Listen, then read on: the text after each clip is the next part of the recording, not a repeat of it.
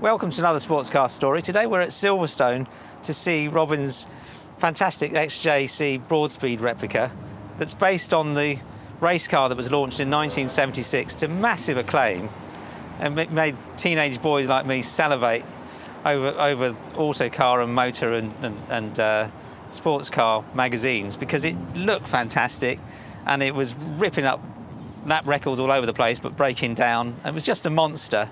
And Robin's built this amazing replica of it, which we sort of showed a little bit of in our last video. Have a look at that if you've got a chance. So Robin, tell me, what's your earliest memory of this car? I have to say, when this was about, I think I was chasing women and playing with motorbikes more than actually sitting at the side of race circuits. I think the thing that stimulated me with this particular car is when you saw the visuals, when you saw the pictures. Well, the same as me. I wasn't really a race car fan, but it was such a beautiful race car. Were your pictures black and white? Yeah, mostly. Yeah, mine were, but we always sort of got excited by it. Yeah. And the other thing that was in the same period, which is like 76, was the Ford Cologne Capri. Yeah, another one that I think the combination of a good-looking car, but with those arches, popped them. Swollen arches. The other thing, interestingly, that the Ford had a very similar paint job in as much as it was blue and it was white. Yeah.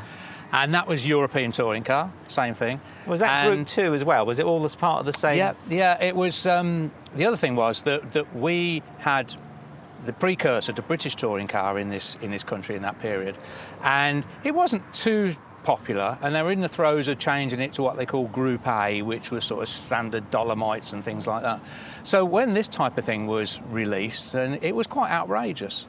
It really was, wasn't it? That's quite period, I think, is the roll on the arches, where quite a lot of latter-day stuff has always been slab-sided. Yeah. Well, this is very similar to your Ford Escort, isn't it? You know. Well, I just think it's an accidentally, because it's based on a beautiful car, but it's accidentally even more beautiful.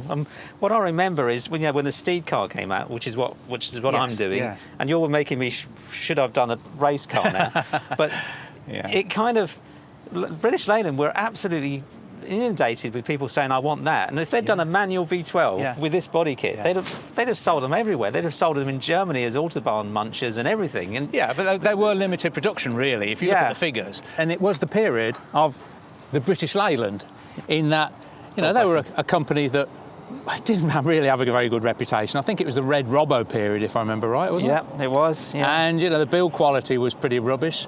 And even if you look at the latter Land Rovers, that carried on through the whole of their sort of production cycle, really. I mean, it was pretty crass stuff compared to what we used to today. It's a shame what we were throwing away at the time, really, with these cars, though, because I know a lot of these, the real car, well, there's one in Germany anyway. I think that even though they failed to win anything, they captured the hearts of people all around Europe, didn't they? Amazing. I think, again, it was a traditionally British thing as much as anything, wasn't it?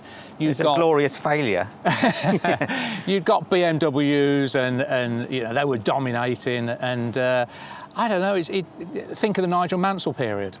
And that was another one where we got behind the guy. He's the most uncharismatic person in front of a TV camera, but everybody loved him because he was British, and he got a Union Jack on his helmet. Exactly, but he didn't fail. Whereas this was a glorious failure, but it got all the lap records before it failed, which is sort of saying, we won, sort of. But we didn't win, but we won. Well, interestingly enough, where I live is only sort of 15 miles away from Southam, which is where they was originally built, and it's old wives' tale. But the people would turn around and say, oh, yeah, my brother used to work there, or, my father. And they'd always blame Leyland. They always turn around and say, they didn't allow us to do it. Yeah. Mr. Ralph Broad. There was a lot of that, though, wasn't there? Yeah. Mr. Ralph Broad had got the potential, but they always said that Leyland were holding them back. So you didn't have a lot of early memories of the car, but it was, with the Cologne Capri, it was in your brain box. Yeah. So your decision to go XJC rather than say the Capri route, what that was very much on the body. So I thought, right, okay, what year would that have been? About 2018, possibly 19.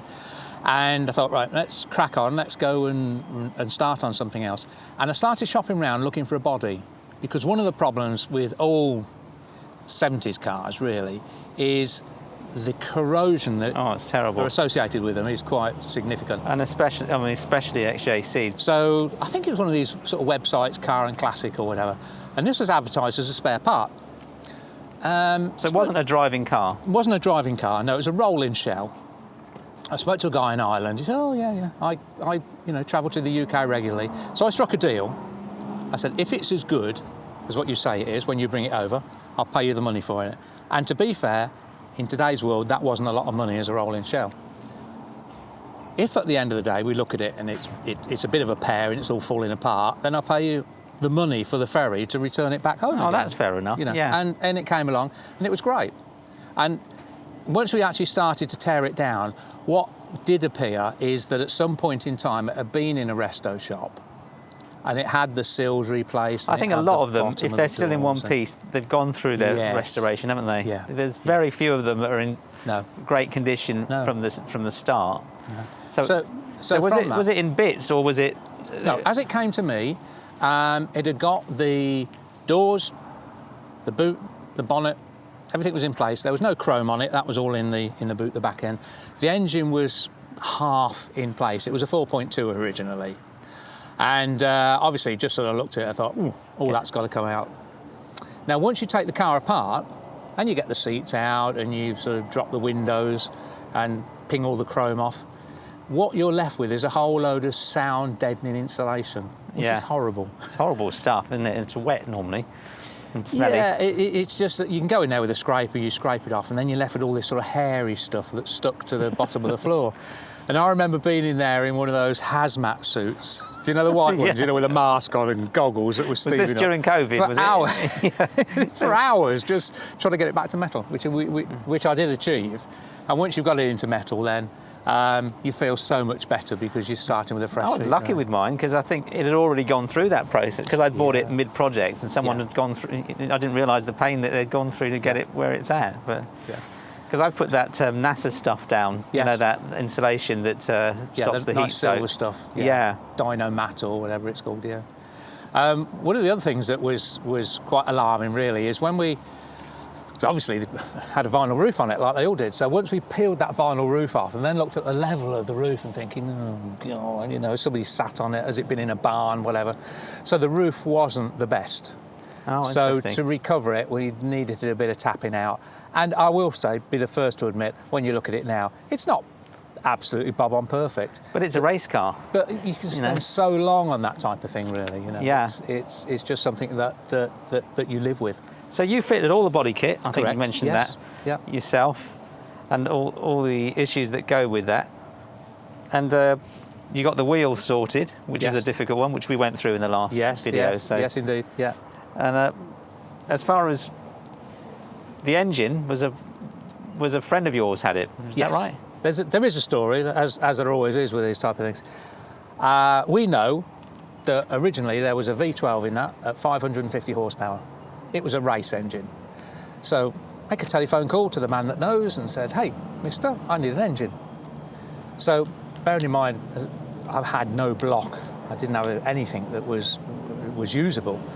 And ultimately he came back. By the time he got a bit of VAT in there, he wanted sort of best part of £60,000. Wow. For a rebuilt V12?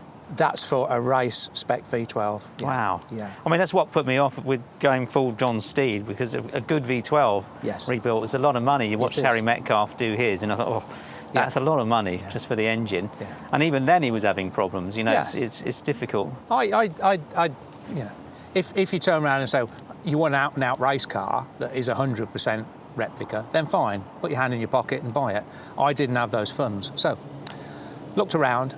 A friend of mine who's in the off-road, he'd used the General Motors LS3, had spare one on the shelf, so conversation, he released that, and that allowed me then to come up with what is now 460 horsepower. Close enough, yeah. It's enough. Is it a lighter engine than the V12 as well? I would suggest possibly, but the other thing, if I'd have gone with a race engine, you couldn't drive the thing on the road. No. It would only be happy if it was singing its heart out. Whereas it's a monster, but it's a tractable monster, isn't it? It's a modern day monster as well. Yeah. So it is all ECU and wiring, not carburetors and did you have to get a separate ECU? Or did it come with the ECU? It comes with a generic, what I call generic, General Motors ECU. Right. So you got a little black box, wiring harness that's all labelled up, and it said plug this into there. Oh, fab! Yeah. You get 12 volts and a bit of fuel, and in theory you press a button and it works. And then it's so easy. Yeah, that's half the battle to get that. And transmission, I know you've got a Tremec. What Tremec is it? It's a Tremec T56, I think the model is. That was a UK purchase. Guys down on the south coast of the importers, and literally went down there and said, "This is my engine. I want the gearbox to go on the back of it." So there was no problem with the bell housing; it fitted straight on, did it? No. I got him to supply the bell housing. A friend of mine had got a clutch which was compatible, and that's actually a thing called a McLeod, which is an American two-piece thing. And that's quite strange, because when you're used to dealing with old cars, you're thinking, oh, you just put the clutch in. All of a sudden, you've got two clutches, you're thinking, no instructions or anything. So you sort of piece this together thinking that you're doing right. The other thing that's quite a bit different to what we used to with the older cars is that the thrust bearing, that's not on a fork anymore. Oh, I see. That's gone. It's now a little thrust bearing that works hydraulically within the actual, just on and the, probably a lot more robust as well, isn't it? I think so. Yeah. So, the main prop shaft, you had that made, did you? Or yeah, no, worked it out, mounted the engine where it needed to be. Got your tape measure out? Gearbox, literally, took the tape measure out and turned around and said, I need a prop shaft that long. There's no support bearing in it. With the Jaguar bits on this end and the... Correct. Yes. Right. Yeah. And just walked into the man and said, hey, this is what I want, and maybe, guessing here, £280 or whatever was the, the cost of a brand new prop. I mean, what was the cost of this car? Do you know? I think like many people that play around. I want one. Many people that play around, it's best not really just to, I don't list things. I think if I was, to answer you fairly, I think my engine and my gearbox and a few clutch bits, that's probably £12,000. We ended up paying sort of £4,000 for the paint. So you got sort of £3,000 on the wheels. That all adds up. So it gives you some idea. But the main cost is your time, isn't it? It is. You never get Huge that back. amount of time. I don't think you get that back, personally. I think you can play around with cars till you're blue in the face. You'll get the price of the parts back into your pocket when you sell it. Yeah. But I don't think you ever get your labour back. I'm not sure with this car. I think you might. Honestly, it's a fantastic beast. Yeah. Just want to say, if anybody wants to do a Broadspeed or a John Steed replica, Fibresports are doing a deal, if you mention Sports Car Story, to get the whole arch kit, whether it's for the Broadspeed car or slightly more expensive for the John Steed car, because there's a little bit more twiddly bits. But get on to Steve at Fibresports, but don't forget to mention Sports Car Story. Talking about the wheels and tyres, I know we put a lot of time into that in the last video, so if anyone wants to see that, check it out. But vintage tyres are helping me with the John Steed car now. So because I think the rolling radius is the difficult bit with that, with a slightly smaller wheel, so we're still struggling with that. So if anyone's out there still worrying about the tyres, we're working on it. But just want to say, vintage tyres down in Hampshire are fantastic for all sorts of tyres for 60s, 70s, 50s, 60s, 70s, 80s, anything unusual. You should check out vintage tyres. But what I was saying, Robin, your wheel combination, I know we've talked about it before, but does it make it handle well on the road? What's the handling like? The handling's pretty good. And the other experience I've had with the car on the track, I can't say that it is tyre related. I think the benefit of this is that when I put that engine in, I got it a long way back. Right. So then when you have those sort of central race scales and you put one on each corner, it balances out really well. Is it sort of 50-50 front to absolutely, rear? Yeah. Wow. Yeah. And that's all luck. There's no skill in that. All I knew is that you've got to get that right up to the bulkhead. So when you take it on track, is it pretty... Predictable. Is it predictable? There's no lurching oversteer or anything like that? No. And interestingly enough, whenever if I go to a track I've not been to before, and I sort of sit there on the YouTube, as everybody does, and we're sort of sitting there, and the guys are sort of fighting with these cars, I'm thinking, am I doing something wrong? Because I get in that, pointed in a direction, and it goes where I want it to go. So there's none of this... And grips and... Absolutely, yeah. And some of that, obviously, is the width of the rear wheel, because that tyre, if you put a measure across it, in the old language, we're 12, 13 inches wide. Well, that, you know, there's a fair bit of traction there on the floor, isn't there? But even when you get to the limit, it's not snappy at all. It will, no, it won't snap. It will throw you out because these are road tyres. They're not a dedicated track tyre like a Toyota. But it's quite progressive, is what I'm saying. It doesn't. Yes. It's just sort of generally. Yeah. Does it understeer at first, or it's really balanced? Yeah, and so it's almost accidental for me, except that you did put the engine as far back as you could. Yes. And the other thing that I haven't done so far, which I really must do, is to give it to one of these boys for the steering setup. You know, where they stick all this equipment on the wheels and sort of they talk to each other to get alignment of all four wheels. I haven't done that. Yeah. But again, that's something I need to. But you're not looking for a lap record, are you? No. You're looking to have a really good day out. No. I mean, that's one thing I've really asked you about, is what do you use it for? You use it for track days and hill climbs, do you? Yeah, I mean, track days, and I will only do maximum 2 of those a year, really, because they do destroy your tyres and you're pushing your car to its absolute limit. We do a fair few sort of car shows.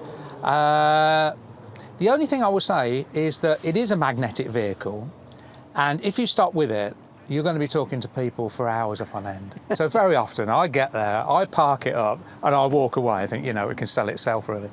But so it's a general rounder, and that's one of the benefits of this modern day engine, is that it'll sit there and it happily sit at a set of traffic lights and tick over. You could drive it through London, presumably. Absolutely. Yeah. That would be quite a sight quite to something, see, wouldn't it? Yes, yeah. And so generally it's a very uncouth thing because it has no sound deadening, it has very few seals, rubber seals, door gaskets, all of that has gone to keep the weight down. And in fact, on the scales, this comes in at 1,400 kilos, which they tell me for a car of this size is not bad. But, it's a big car. Yeah. For a monster. It's a big lump. So have you got any advice for anyone who fancies having a go of making one of these? I think before you even start, assess where you're doing it.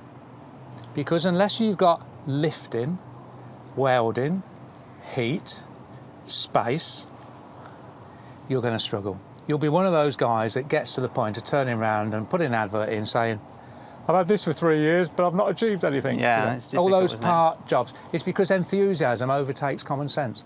Common sense says, look at the way you're going to build it, see what skills you've got, see what your mates have got in terms of skills, see who you're going to pull on, and have a little bit of a plan. Yeah. Maybe they'll be like me. I didn't have a big pot to go into, and I had to earn money to spend money. How long did it take? 4 years. Yeah. Yeah. 4 years out of your life. When you look back now, I haven't missed it. I haven't missed that time. Did your wife miss you? My wife is. She's a great person, but she's very anti-vehicle. And, you know, we've been married for over 40 years now, and she hasn't changed one bit. So she won't watch this video, unlikely. There's a good chance. She did go for a ride in once. She said it's the most uncomfortable, noisiest thing I've ever been in. Sounds great. Yeah. One more question, Robin. Is there anything you would do differently, given that if you were having a go building this again? When you build my car? No, one of the benefits I had is that the Gaydon Museum, where the original is 20 minutes away from where I live. So I could go up there and I could measure all the distances of the paint and make sure the paint was right and the roll cage was right. So I tried to get as near as I could, but obviously using modern day components. How did you get these stickers, by the way? Who did you get those from? But I was put on to a guy in Norway who's become a good friend now, a guy called Danny.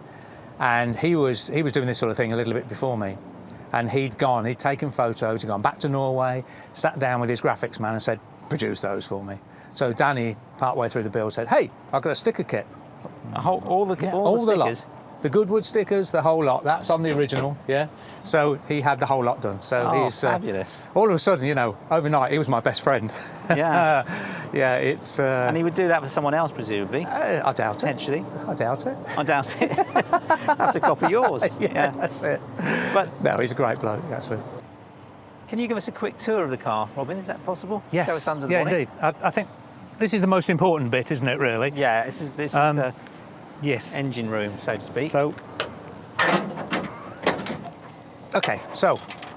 Wow. Inside of here, all the sort of shiny bits. Basically, what we've done then is taken this cracking V8 engine, shoved it as far back as we can up against the bulkhead. Yeah.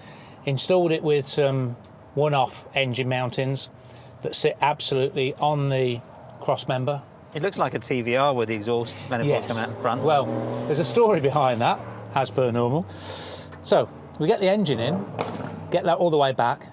The last thing you do, once you've connected everything, is put the exhaust on. They would not fit. There was no capacity for us to be able to drop the exhaust down and away where you'd expect it. So needless to say, one of my compatriots turned around and said, oh, look, TVR, go do what TVR did. So basically, what we did is invert the exhaust manifolds.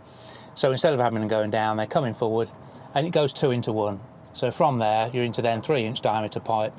The 2 join in the centre here, down, away. It just looks lovely. And silenced. It looks lovely that way. Well, a couple of small challenges on that was, the other thing is that there wasn't a lot of engine space at the front. So putting an alternator on it was an issue. And it's near the heat as well, yeah. It's inverted. It's the wrong way round. Yeah. All right. Okay. So that means, say, you take it apart and change the fins and all the rest of that. The other thing is that I haven't got a power steering pump on it. The steering is electric. Right. And that's very simply out of a Vauxhall Corsa, Mariva. Courses, don't they? Yeah. So we've done away then, obviously, with the hydraulics. So it's neat looking though. Is the rad a one-off as well? It's a one-off. It's a one-off. Yeah. So you fitted it again, measured the space. Yeah. One lesson I did learn from somebody else: don't buy a cheap radiator off of eBay, because it's one of China's finest. To purchase that radiator, British made, £600, £650, but the difference in the quality is significant. I put in there 2 electric fans on a moving basis. I don't need to bring them in. But when I come into a flick of a switch, or is it on flick of a switch on the roll cage? I've just got a switch, which when I come into a built-up area, I do actually bring it. You do it before you slow down. Yes, yeah. And it sits at a temperature. If we get technical, it sits at a temperature of about 92, 93. So it's never boiled itself, which is good. One of the things that I was expecting, I don't mind telling you, is for the heat that's coming off of those exhausts to either lose the paint or become a problem. So I've tracked these down. These are by Funk Motorsport, and they're nappies ultimately. Now you can, when that's hot, you can rest your hand on it. Wow, that's mad, isn't it? It is, but don't put your hand on the rivets. No. Otherwise, you've got to have some singed fingers there. So yeah, that was the whole idea of that's having a good idea. Yeah. In hindsight, I don't actually think it was necessary, but it's there now, so that's stopping. But it's a really neat installation from my perspective. Anyway, it looks fab. One of the other things that we've got just here is we've got a plumbed-in fire extinguisher. Oh, that's great. Which connects up to the lever up there. We've got 2 mechanisms. One the driver can bring in, one a marshal can bring in. So there's 1 nozzle on the cockpit and 1 nozzle on the engine, which is a little bit sort of race car stuff. That's really clever. And can you show me the boot? Is that possible? Yes. Let's go down that end. So you just... Yep. There we go. So that's neat as well. So that's an off-the-shelf racing fuel tank. Yes, it is. Yes. Nothing special about that. It's the sort of thing that you tick the box in any race catalogue, and all of a sudden it arrives. The battery is just here, and that's one of those gel race cells. It's a tiny battery, isn't it? It's a tiny battery, yeah. So it sits nicely down, and that's where the original car would have had it. So we replicated that. A couple of units in the back here. The first is a filter. Yeah. So as it comes out the tank, it's filtered. The second cylindrical item is the pump. That's actually a Bosch pump. And teed into that is a pressure adjusting valve, because on the fuel injection system it needs to run at specific pressure, so we can set that accordingly. Once that's set, don't touch it again. It's one of those things that's done. And you've got a panel there, so you can do the this has still got brake pads without dropping down. It's still got internal brakes on the rear axle, and which the original XJC had. And to allow me to do that, let's just say 8 bolts on there, that just takes the panel out. And do you know, I might even do that on my Steed replica, because it saves a lot of hassle in the future, doesn't it? Yeah. I mean, it's not so bad if it's a car where you've, and I guess Steed replica would be the same, you've had the subframe down, all your bolts are loose, it's not too much of a problem. It's when you go to a car that's been sort of locked away for 20 odd years and you're trying to mess around with that type of thing, and really it just horrible, doesn't. Yeah, it is, if you like. That was one of their design flaws. So this car was it was pretty straight then. There was only a little bit of welding here and there, Yes, really. yeah, absolutely. And these were done great. I mean, it's just like the original car. Yeah. The original would have had a long neck coming off the tank, literally for the fuel to gush its way down. Well, Yeah. what we've done here is just a pair of dummies. Went to an aluminium batcher and said, hey, here's a picture. What's this bit here made of? I knew you were going to ask that. That is a Land Rover engine mounting with the studs cut off of It's it. a perfectly used for it. Good, good. It's a creative answer. You found it on the shelf at the back of the garage. Absolutely, yeah. Excellent. It's a no-cost option, that one. Well, it looks the part, and that's what matters with that. Yes, yes. And all the stickers. I know, they're probably quite expensive to get them, but you've got to get them right. It looks, it's great. Yeah. What's really interesting is that the centre one here, which is the BRDC, Over there, yeah. it's so intricate in the way in which the graphic man did it. It's quite something, actually. Yes. So that's a really nice one. Anyway, you can take me for a go in it. Absolutely. Come on. Sitting quite low in this car. This reminds me of following my granddad's Morris Minor with my nan. He used to have his seat on chocks, and my nan was quite small, and it looked like he was driving on his own. This is how I feel in this car. But anyway, shall we go for a drive? Ready when you are. I can't reach to close the door. Don't worry. When I zoom off, that door will shut. All right. Fair enough. There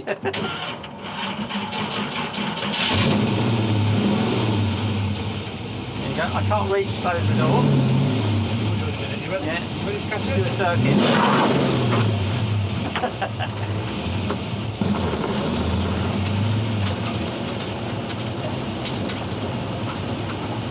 Excellent. I'm going to grab hold of.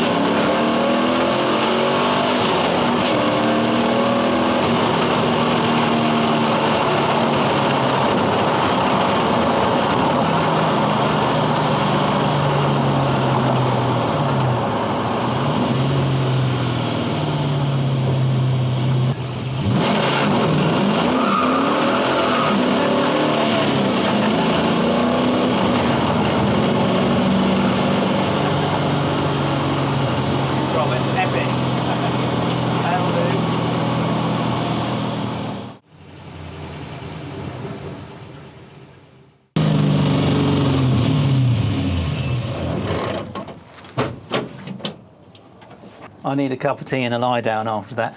I do think this is the ultimate sports car race replica. I think what you've done here, Robin, is extraordinary. You've captured the essence of what we all loved in 77, 76, 77 when this car came out as a race car. What an absolute monster it was, and this has captured it. The fact it's a V8 rather than the V12 is irrelevant because it's visceral, the way it accelerates, and it just feels indestructible and noisy, and it's a proper monster, and I bloody love it. And I think it's a shame that Leyland didn't grab hold of the whole Broadspeed John Steed looks and put a manual V12 and just put it on the road, and the Germans would have loved it. Autobahn Moncho, it would have been a fantastic beast. It's a shame Leyland weren't up to it, because this would have taken the world by storm. But thanks to Robin building something like this, it's not just for your own benefit, Robin. Every time someone sees this car going by, they absolutely love it. So you're creating a ripple through space and time with this car. So I just think it's just so visceral, and I think you've just created something very special here. Yes, yeah. It's an interesting ride, and to be fair, it's going to stop with me for a long while, this car. But actually, what was really funny, did you notice when we went down there, that little 4-year-old on his scooter stopped to take a video? Yeah. Oh no, it's fab. So if you turn in these young lads into petrol heads, so that's what we want. Even those lads from Aston Martin, I think, walking out, they were all giving us the thumbs up. Yeah. It's just a fantastic sight. Anyway, thanks for watching. More videos coming soon, but I need a cup of tea and a lie down.